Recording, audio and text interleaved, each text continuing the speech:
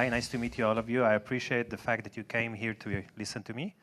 And just a little bit about me, actually 8-bit about me. So I actually developed for over 12 years games for children, educational games for children. I worked with most of the big companies like Disney, Nickelodeon, BBC, PBS Kids, you name it. I worked with all of them. I used to be a cybersecurity guy, so I used to hack into people and get paid for that. So that was a nice history that I was involved with. I was one of the directors of GameIS, which is the Israeli Game Developers Association that connects Israelis to international game studios and back forth, business development and all sorts. I'm currently the CTO of TapOnIt, which is a mobile game RPG game studio, very young studio. Actually, our first game is presented here on booth 91, just across, and you can see all the other fabulous Israeli games. For most of my years, I was playing MMOs. World of Warcraft was one of them. Actually started in '96 to play Meridian 59. This was one of the old ones. If you see, that's my daughter, 5-year-old. She's also a gamer. She's actually likes Dota 2 and other MOBA games, so I know I educated her very well. I like to play basketball and climb mountains because it's risky and it gives me a point of life. And I will speak today about something that I started to do like 2 years ago, and it's social change games. So what is peace, actually? When most of the people are speaking about peace, they are speaking about a non-war situation. But for me, peace is all sorts of things. It's a gender peace. It's being able to look on other ethnicities and say, hey, we are the same. We are actually the same people. Politics is what makes us eventually different, or think on the other as different. It's also human rights concerned, like what will the refugee symbolize? What are their needs? The unification of ideas and the power to struggle for other human rights. So peace is a whole lot of issues. And I think if you look on the world map, and this is a map for about 2 years ago, you could see that we are not really a peaceful world. And even now, speaking about the US and the thing with the Muslims and all around the world, like Europe facing the refugee problem, you would see that we would need something. And I guess it would be using games in order to try and promote peace to other youth and try to educate them, because peace education is very important even from an early age. So we say, why do we care? So anyways, yeah, it's a kind of a cliche, but actually anyone can change the world. We see that. But first of all, we have to think about ourselves, because in order to change the world, we have to think, what are we doing wrong, and how can we promote peace ourselves? Yeah, many people want to change the world, but they don't do anything about it. But there are some people that are going to conferences and speaking about it and trying to create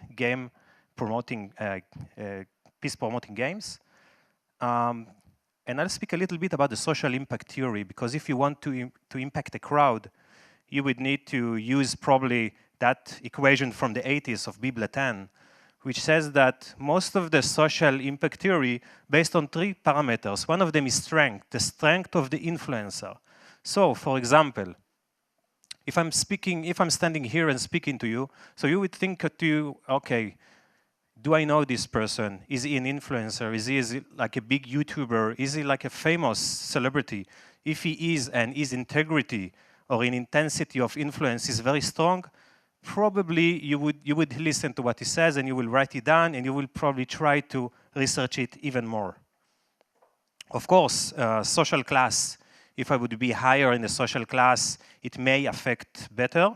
Depends who the crowd is. And also, did you have a previous relationship with that person? Do you know me already and my opinions? That affects as well. The second parameter is immediacy. If I'm telling you to do something now, it will be much stronger than trying to do that in a week or a month ahead. You will not remember that. You have so many slogans and so much media involved with your life that you will forget about it. And the third number is the number of people, okay?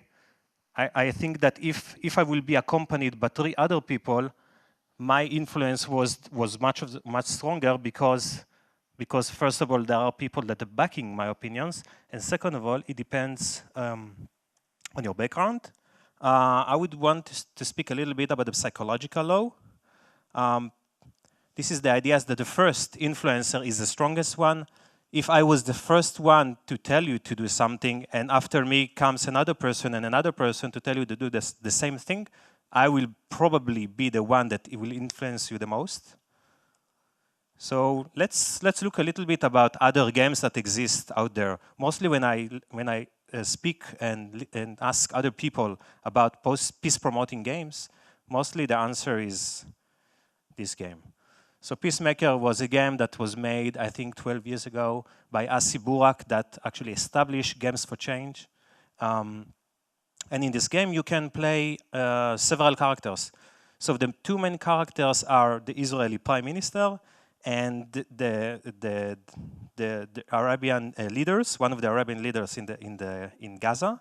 And then you can try to promote a peace between those two entities. There are many events that are trying to ruin your efforts, but you have to deal with them in real time. And this is affected by military and economy, of course. The second game was made by Bandura Games. It's a really nice combination of an Israeli, a Palestinian, and a guy from the United States. They made an endless runner game where you have to help the other competitors. So I'm trying to compete another person, but I'm also helping him eventually to try to survive this race with me.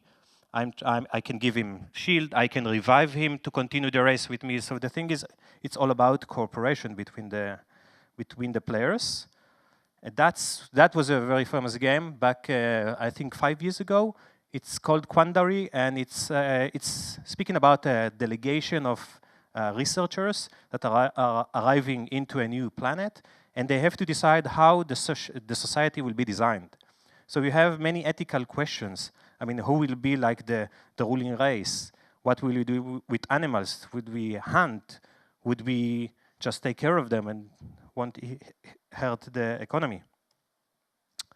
Another nice game that I just saw in Casual Connect, it's Hard Papers and Border, and it speaks about a very optimistic world where the borders are just drawn on the sand and I can travel as much as I like, but I will need visa.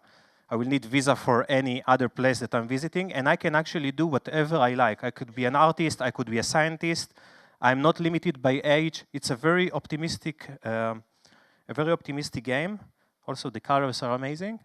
I really like it, and it's a fictional world, but you can see from land to land the similarities to the real world. That's a game I really liked. It's a game made by a South Korean company called Nanu. Nanu is the word in Korean for divided. So in Nanu, you have two creatures, Parchi and Parchu. Parchi is looking for Parchu all along this journey through the world, and through the very delicate metaphors, the story about the division between North Korea and South Korea is told. And it's one of the rare games that I saw that actually speaks truly about the problem, about what was happening before both parts of the country were divided. And it's actually meant for kids. It's made in the sort of a point-and-click game. It's a very touching story. Another new game, which is Bury Me, My Love, tells the story of Noor, which is a Syrian refugee, and her journey to try to get to Europe and the problems that she is going through on her way, the prejudice, the problem of finding a job, problem of language, of speaking to other people. This is actually a game that was made in Israel. It was made with Eran Halperin, which is one of the top psychologists in social change history. And it tells the story of two tribes, the Fire Tribe and the Ice Tribe. And eventually, through gameplay, you would be combining different characters, different attributes of each tribe, and you would see eventually that you can coexist together, and actually most of the attributes are similar between those two tribes, which are very different from each other. But you learn to coexist and complete the levels in the game successfully, because without co-play, you will not be able to survive. It showed also a rise of about 50% in the attitudes of Jews versus, it was played by kids, by two two groups. One group was Jewish, one group was Palestinian, and it was really successful. This is a very interesting game, 1000 Days of Syria. So it's a text adventure where you choose to play one of three characters. One of them is an American journalist, one of them is a Syrian mother, and the other is a rebel. And the story is told, if you choose from the eyes of the character that you selected, eventually, you start the game as a reader, but eventually you have to make decisions that impact your gameplay really heavily emotionally. And it's amazing. It tells the story of the first 2 years of the Syrian uprising. I guess most of you know this game, Valiant Hearts by Ubisoft. I think it was made in Canada. It tells the story of soldiers in First World War, and through the letters that they left with all what happened to them and what led them to the war, and most of them were fallen. They left families at home, so it also shows you like the horror of wars. And if we are speaking about horrors of wars, this one game which is really affected me. I actually tried to play that 3 times. On the first time, I actually managed to do that because it reminded me too much of my army time in Israel when I was like visiting like Lebanon and Gaza. So this was like a really strong game that speaks about a group of people trapped inside an abandoned house and trying to survive and build their bed, their refrigerator to try to survive, go outside, loot at night. It was really... by the way, the name of the game, of course, This War of Mine by 11-Bit Studios, nice studio in Poland. And this expansion was even harder to watch because it involved the kids in the game and their effects on your gameplay. So you would see if at first you play the game in a certain way with kids alongside you that asks questions and face terrible situation, it's a whole different gameplay. It's very emotionally affecting. So I want to speak a little bit about a game that I've been working on. So I call the game Peace Off. You play the game from top view, and it actually deals with conquest. I based that on four parameters or 4 slogans. Which first of all, it's you are what you eat, healthy-wise. Secondly, is that conquest, like conquering other nations and other lands and putting depression on them, really corrupts you for the long term. Thirdly, education is the topmost parameter to change that situation in every culture. And the fourth one is that balance is very important. So in that game, you play 2 war machines, and those war machines are starting to eat through your city. And whatever they eat, they replace. They spit out, and they replace that with, I wouldn't say the opposite, but I would say like the negative effect of that. So if you control the war machine and you eat like a school, you would see what the end result would be, like a school with terrorists inside, or with missile launchers inside, or just a ruin or a burning house. If you would conquer a church, you would see radical religious people or extremists trying to occupy that tile. And you have to balance between 4 parameters. I will show the screenshot. So this is actually a very peaceful city. You would see it's a tile-based game. I can actually compete versus the other player, and I have to stay alive. I have to keep my stats, which is security. Okay, how secured I am, how strong militant I am. Economy, how much money do I have, how much high buildings of high tech and economy I have. Culture, how many schools do I have? And not just schools, but also theaters and humanity. Because as long as I support militant groups and militant bases, my humanity lowers down because I'm actually transforming my country into a dictatorship. And I could also see, like, if you could see, like, you could see the transform of the game after some tiles were conquered and destroyed by both players. And the end result is to show you that war is always corrupting. whether it's my country or the other rival country, you always ruin, you always destroy, you always burn, you always turn education and lower that. Whether if you replace the current regime with another one, you always need to first understand the culture. Another game that I'm working on, which I'll expose in Nordic games, is refugee games. Call it Refugees. And it's a platform side-scroller game where you select one of the, you see in the refugees, there will be a characters, you choose your own refugee, and you have to avoid problems like starving, public hatred. You actually walk through the platforms and you meet other people, but the people actually are the monsters. When we are facing, I'm not speaking about me specifically, but I was in that as well. But when we are facing through refugees, and we normally treat them like something that we have to like move away, move aside, don't even look about it. So the monsters in this game are us. Okay, we play the refugee, but all of us are the monsters, and we are as a refugee, you have to get away from the aggro range of those people. And when you meet good people, you can get healed or just pick other items. But eventually, the end is mostly sad. So that's another game that I'm working on.